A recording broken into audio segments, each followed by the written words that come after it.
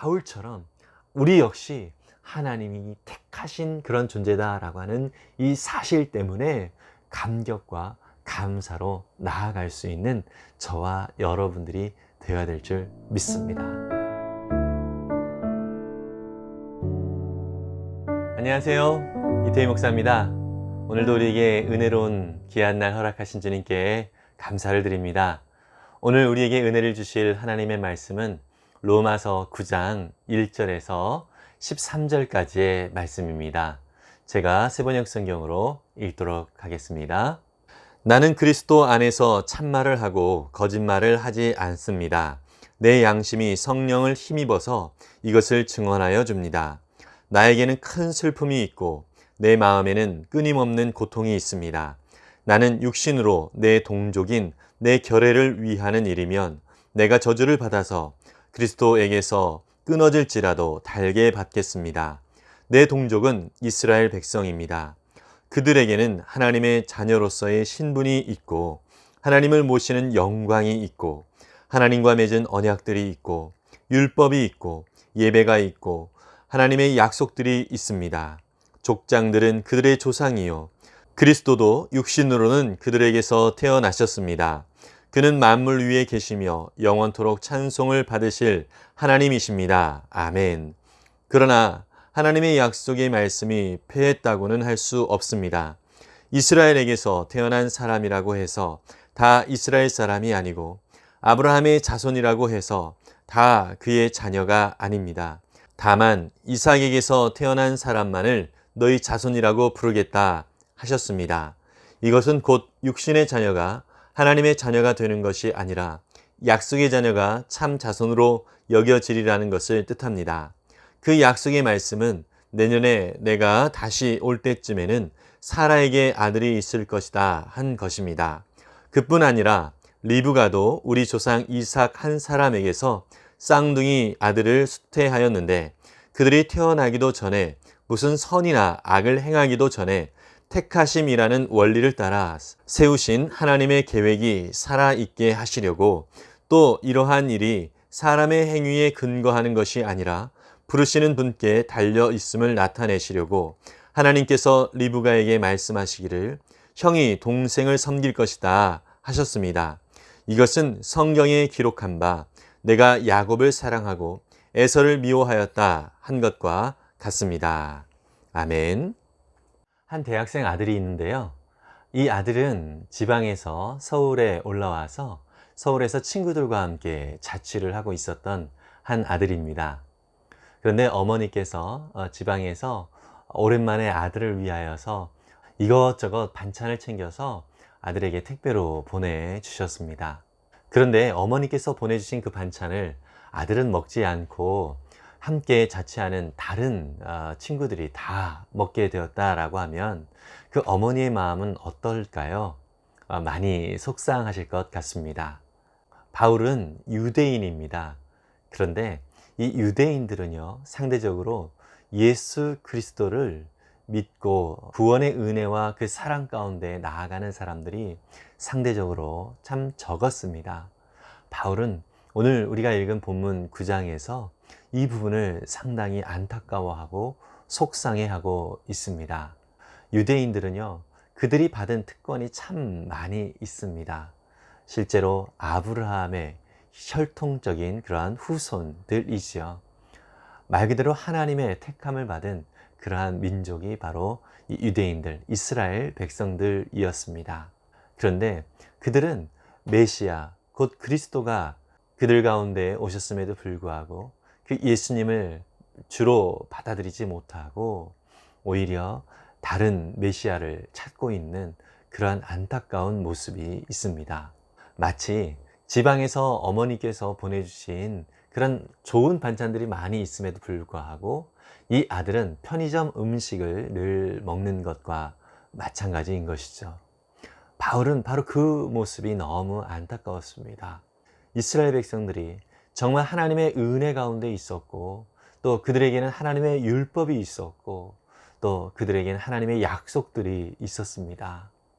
참으로 많은 부분에서 큰 특권을 누리고 있었던 이스라엘 백성들임에도 불구하고 그 특권에 합당한 은혜를 누리지 못하고 엉뚱한 것들을 추구하며 살아가고 있는 그 유대인들, 바울의 동족들을 바라보면서 바울은 너무나도 많이 안타까웠던 것입니다. 바울의 그 안타까움은요, 오늘 우리가 읽은 3절에서 잘 나타나고 있는데요. 나는 육신으로 내 동족인 내 결애를 위하는 일이면 내가 저주를 받아서 그리스도에게서 끊어질지라도 달게 받겠습니다. 이렇게 고백을 하고 있습니다. 정말 바울은 자기 동족들, 그 이스라엘 백성들을 사랑하는 마음이 아주 가득했던 것 같습니다.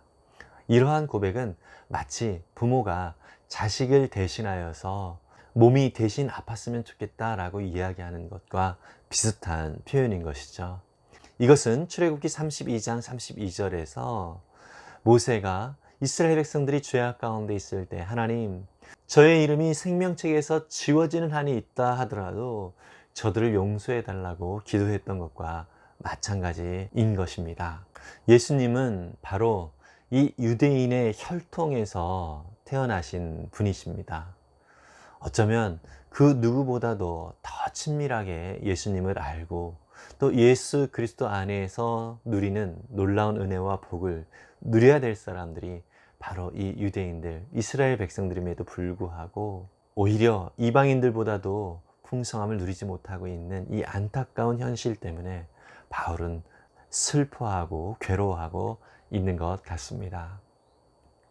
그러면서 바울은 하나님께서 그 백성들을 구원하시는 그 원리가 어떠한가라고 하는 것을 살펴주고 있습니다. 두 가지 예를 드는데요. 바로 아브라함의 아들 이스마엘과 그리고 이삭의 경우를 살펴주고 있습니다.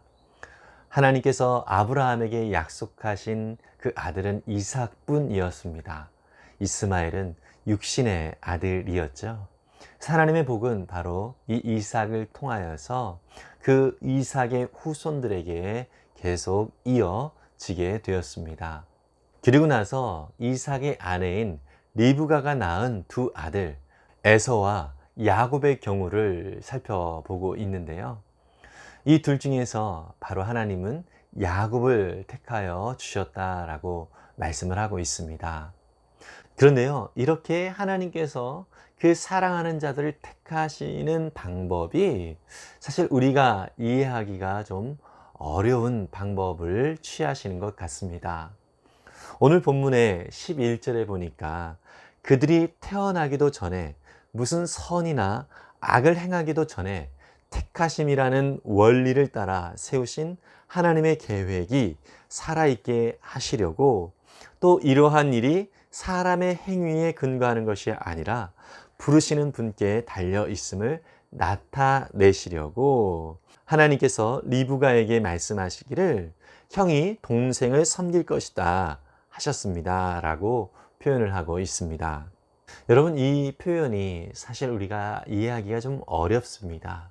이러한 내용을 신학적으로 하나님의 주권이라는 단어를 쓰는데요. 하나님께서 모든 것들을 주도적으로 결정하신다라고 하는 의미를 담고 있습니다. 이러한 이야기를 들을 때 사실 우리는 좀 마음에 불편함이 있습니다. 왜 하나님 마음대로 하시는가라고 하는 것이죠. 그런데요, 여러분, 우리가 한번 생각해 봐야 할 것은 로마서에서 계속 살펴보고 있는 것처럼 우리 사람들은 모두가 죄악 가운데서 멸망을 당할 수밖에 없는 사람들입니다. 우리 인간의 운명 자체가 바로 멸망의 길로 갈 수밖에 없는 존재라고 하는 것이죠. 이러한 자들을 하나님께서 건져 주셨다라고 하는 것은 우리에게 있어서 감사 외에는 그 외에 다른 것들을 할 수가 없는 것입니다. 예를 들자면 많은 사람들이 물에 빠져 있는데 구조선의 숫자가 넉넉지 않아서 몇몇 사람만 구조를 받았다라고 했을 때에 우리는 거기에서 죽어가는 그런 사람들을 대신하여서 왜 나만 구원해 줬고 저 사람은 구원하지 않았느냐라고 이야기할 수 없습니다. 그냥 내가 받은 그 구원이 감사할 뿐인 것입니다. 나 역시 그렇게 죽어갈 수밖에 없는 존재였음에도 불구하고 구원을 받았기 때문인 것입니다. 이것이 바로 구원의 원리인 것입니다. 우리 모두는 다 멸망의 길로 갈 수밖에 없는 존재였다라고 하는 것이죠. 그런데 하나님께서 우리를 구원해 주셨습니다. 왜 구원해 주셨냐면 아무 이유가 없습니다.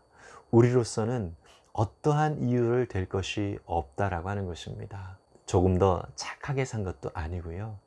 조금 더 뭔가 인격적으로 성숙한 그런 존재도 아니고요.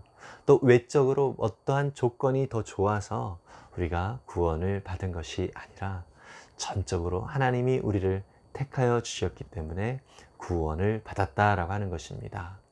이것에 대하여 우리가 할 수 있는 것은 왜 다른 사람들은 구원하지 않았냐라고 이야기하는 것이 아니라 우리가 받은 이 구원에 대하여서 감사할 뿐인 것입니다. 이것을 신학적으로 보면 예정론이라는 표현을 쓰고 있습니다.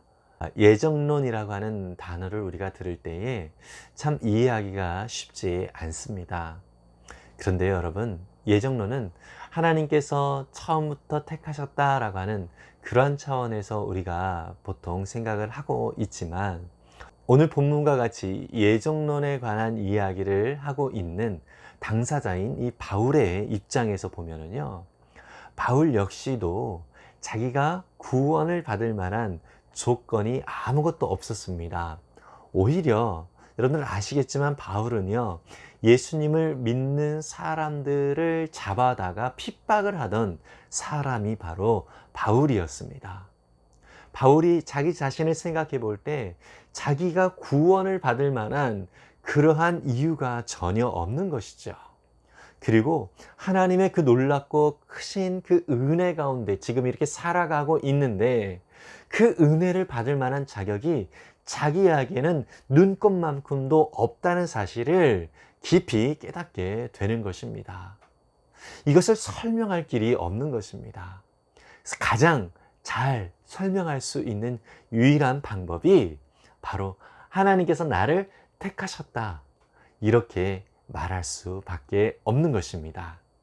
그래서 바울은요, 자기가 이렇게 구원을 받아 하나님의 거룩한 자녀가 될 수 있는 조건이 자기 자신에게는 단 1%도 없음에도 불구하고 자기가 구원을 받았다는 이 사실에 대하여 감사할 뿐만 아니라 이것을 설명하기 위하여 바로 이 예정론에 대한 이야기를 하고 있는 것이고요. 가만히 살펴보니까 구약에 몇 가지 예시들이 나타나고 있는 것을 바울은 또 확인을 한 것이죠.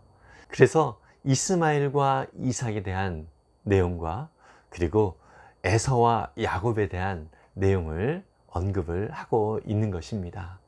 이 모든 것 가운데서 자기와 같이 하나님의 주권이 그 안에 있다라고 하는 사실을 믿음으로 선언을 하는 것입니다.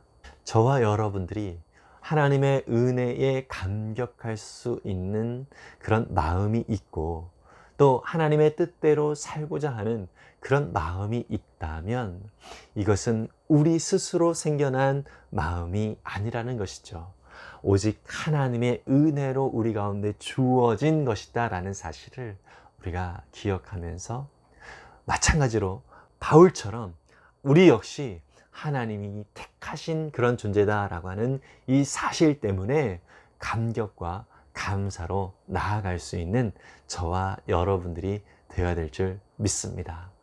이러한 은혜 가운데 저와 여러분들이 있다는 사실을 기억하고 주님 앞에 오늘도 감사하는 은혜의 날이 될 수 있기를 간절히 바랍니다. 기도하겠습니다.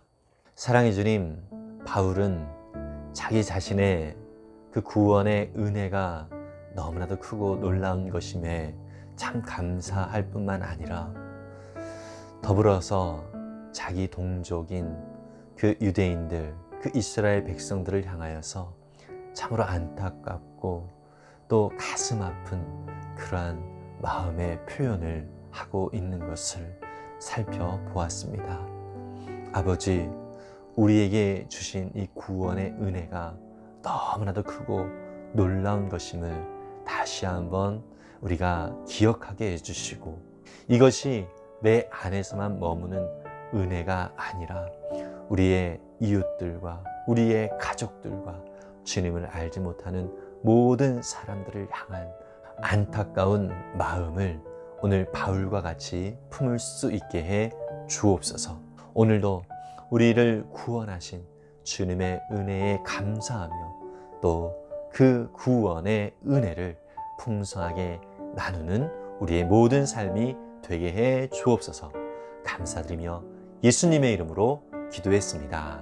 아멘. 우리는 하나님의 은혜로 구원을 얻었습니다. 정말 이것은 우리에게는 그 어떠한 조건도 없는 것이고요.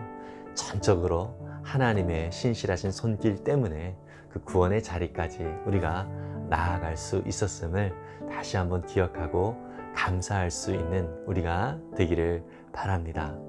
더불어서 오늘 바울이 자기 동족인 그 이스라엘 백성들을 향하여서 참 안타깝게 여겼던 것처럼 우리 역시 우리 가족들과 이웃들이 정말 하나님의 은혜와 그 풍성함을 누리지 못하고 있는 그 현실을 안타까워하면서 그 구원의 놀라운 복음의 소식을 함께 나누는 그런 복의 통로로서의 사명을 잘 감당할 수 있기를 바랍니다. 오늘도 예수 그리스도 안에서 기쁨과 감사함으로 나아가길 바랍니다. 하늘 복 많이 받으세요. 샬롬.